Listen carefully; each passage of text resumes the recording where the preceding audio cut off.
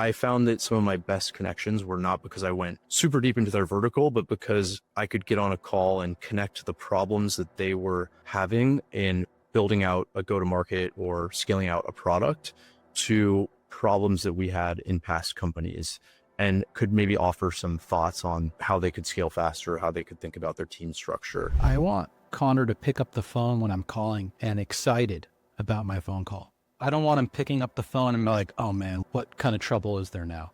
Right? And if you only reserve your conversations for moments of issues, that's what Connor's going to do every time I call. Whereas if you're in a good cadence and maybe 7 out of 10 of your conversations are exciting about growth or new hires or challenges that you're overcoming, then the other 3 difficult conversations are just part of the relationship. I guess what was going on in my mind was, did I waste the last 6 years of my life looking for a business, underwriting it? I felt like before the pandemic, we were just righting the ship and gone through a lot of different issues. And then it's vain, but I was like, will I be known as one of the worst search fund outcomes in history and lose everyone's capital and like honestly waste people's time? I think that probably was going through my mind. So pretty bleak picture at that point. My thought was just take it day by day and go from there. I hear like fear in that line of thinking. How did you work through that fear? My wrestling coach when I was in high school used to say this all the time, just score the next point. So everything seems really bleak if you look at a match or a challenge kind of in total, but actually just keep scoring the next point, you kind of find yourself in a much better spot. Coming out of the QOV, we understood, okay, if we invest in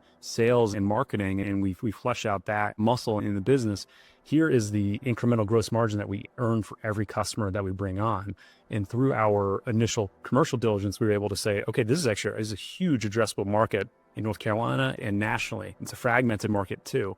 So if we can be better on the sales side of things, if we can really invest in that, knowing that kind of what the customer acquisition cost or LTV would be, that is something that we as entrepreneurs can understand in the first 90 days what are going to be our highest priority items. We had already assessed that the operations were great. If they weren't, we probably wouldn't have bought the business. We saw that there's a lot of opportunity to continue this growth path and actually invert it even steeper through the quality of earning. What personal characteristics do you think an ETA searcher needs to possess to be successful? Search is not a career path. It's an entrepreneurial journey, and you've got to make it work. The one thing that we know about search, and one of my investors said this to me a number of times, is that everything works and everything doesn't work.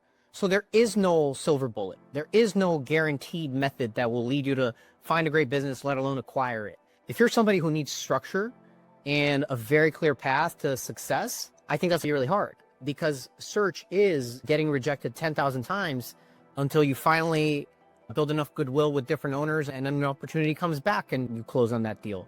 That is what I think sets the best searchers aside, is you keep going because you're an entrepreneur, because you couldn't imagine being anywhere else.